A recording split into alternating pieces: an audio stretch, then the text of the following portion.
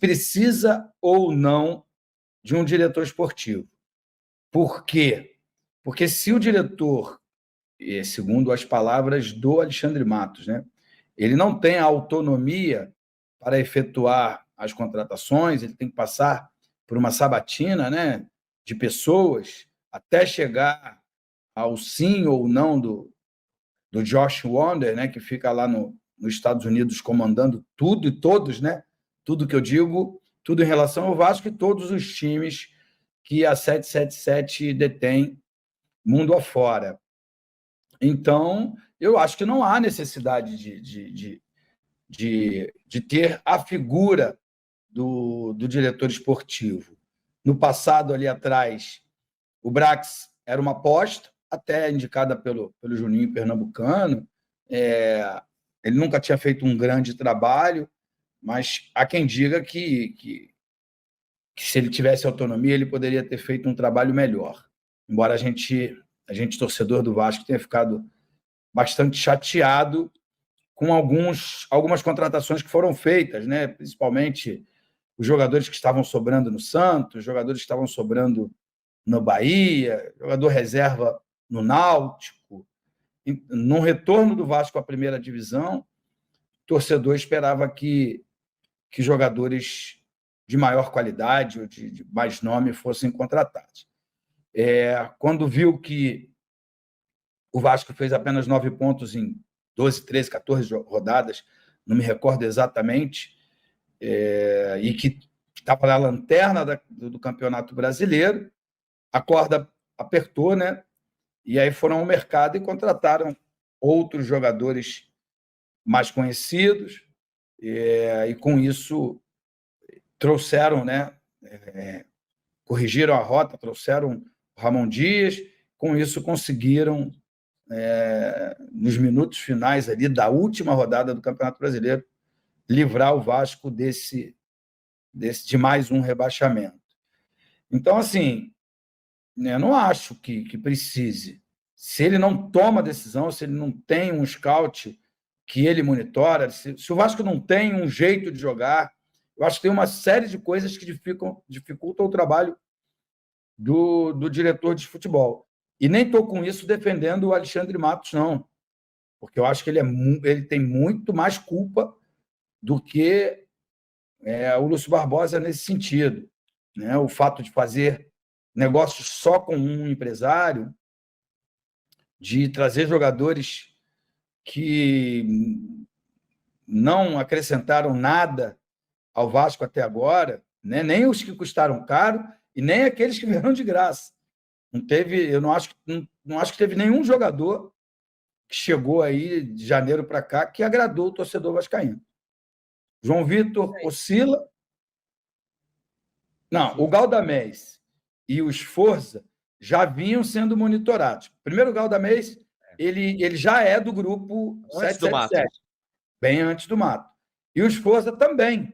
Ele já estava sendo negociado com o Vasco antes da chegada do Alexandre Matos. E aí ele começou a arrebentar lá no pré-olímpico. Começaram a aparecer propostas da Europa. O clube dele lá, o New Old Boys, segurou.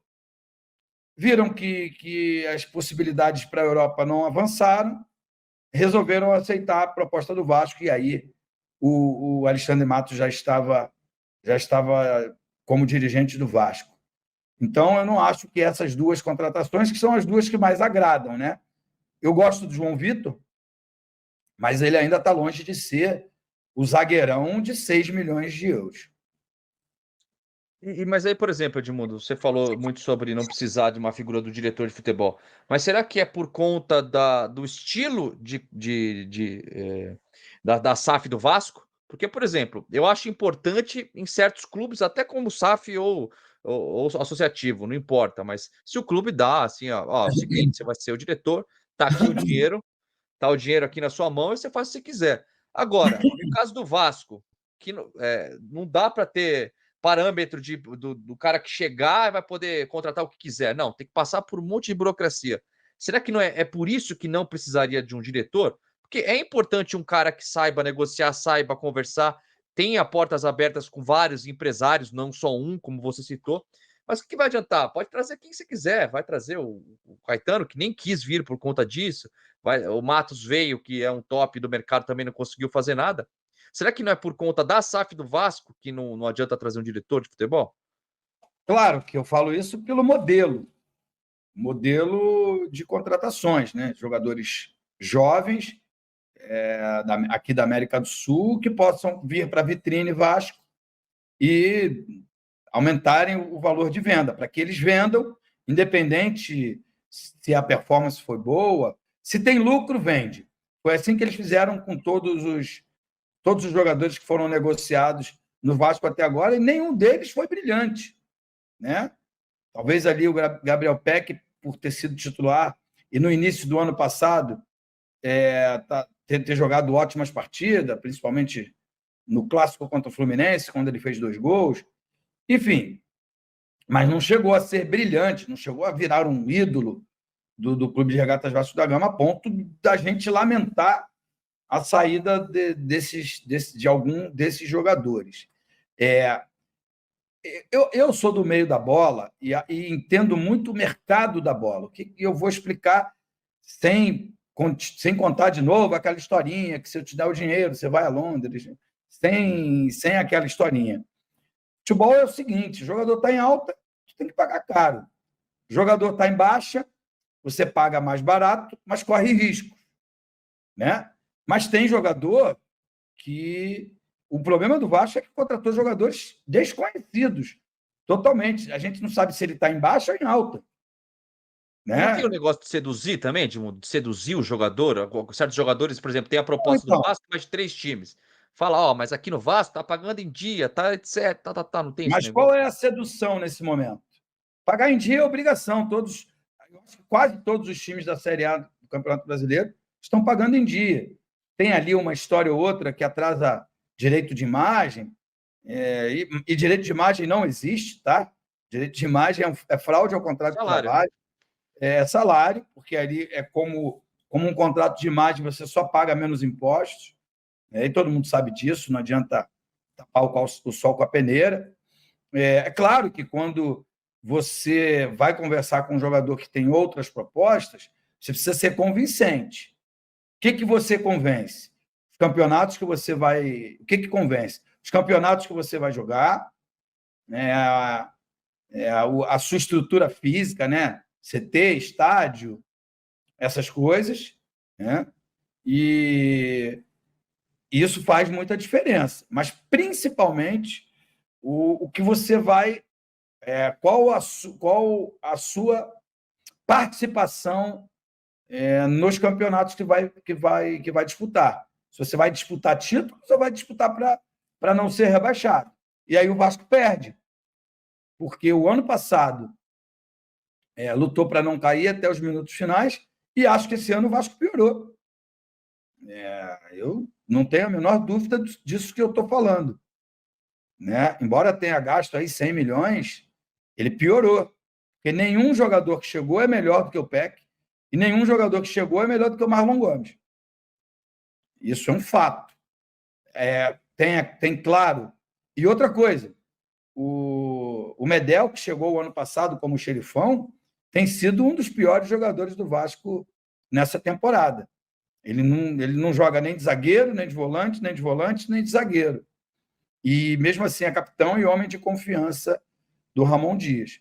Então, sim, tem um monte de coisa errada, mas o erro maior é você ser dono e delegar a um CEO que não é do futebol, que não sabe nada do futebol e que, o pior, não tem poder de decisão, não transita no meio e não tem poder de decisão. Ele não pode conversar com você aqui agora, e essas coisas do futebol são muito rápidas e dinâmicas. Né? Se você chegou a um acordo com o jogador, tem que dar fechado naquele momento. Porque acontece também muito assim. O empresário do jogador fazer leilão, oferecer o atleta para outros clubes. Né? O Vasco está querendo, o Vasco está contratando. E aí os adversários do Vasco correm atrás, e vice-versa, né? Correm atrás para contratar o jogador para para o Vasco não ficar mais forte do que o time tal. Então, assim, essa figura ela é importante, mas ela é importante com autonomia. No Vasco, ela não tem importância nenhuma. Então é isso aí, rapaziada. Um vídeo aí, né, do Vasco da Gama aí, trazendo essa tese aí, né, de que talvez o Vasco não precise de um diretor executivo, né, já que tudo tem que passar pela 777, ela que aprova ou não as negociações, né, que vai contratar, se não vai, né, vimos aí os jogadores que o Alexandre Matos, junto com o Ramon Dias, conseguiram trazer, não foram de tanta qualidade, né, não agregou tanto ao elenco para suprir as perdas, né? Gabriel Peck, Marlon Gomes, né? E a gente entende que parece que o Vasco realmente não precisa de um diretor executivo, né? Já que é a 777 que comanda se vai contratar, se não vai, se vai mandar o dinheiro para isso, para aquilo. É ela que decidiu algumas negociações por ela própria, né? Sem até o aval do Ramon Dias, né? Eu acho que isso aí já começa errado, né? Porque se você tem um treinador ou um diretor executivo para fazer esse papel da montagem do elenco, você tem que ter um acordo geral ali, né? Uma conversa, uma reunião, para poder saber qual jogador ou não vai contratar, né? Para saber se faz parte ou não dos planos do treinador, para poder usar o jogador, né? Dessa forma, assim, vai fazer o elenco do Vasco ficar forte e disputar títulos, né? Não ser toda vez aí vexames em campeonato brasileiro, carioca, né? É um vexame aí o Vasco ter sido eliminado pela equipe do Nova Iguaçu, apesar do ótimo trabalho da equipe do Nova Iguaçu nesta temporada, mas é um vexame, né? O Vasco ter sido eliminado. Então acho que a equipe precisa de uma união geral, né? Agora tem a situação do presidente Pedrinho que está proibido, né, de algumas coisas, não tem autonomia para falar, para debater, e isso acho que atrapalha muito o desenvolvimento do Vasco. Então, torcedor, deixa aí sua opinião, se inscreve no canal se ainda não é inscrito, deixa seu like, ative as notificações para estar recebendo nossos vídeos, beleza?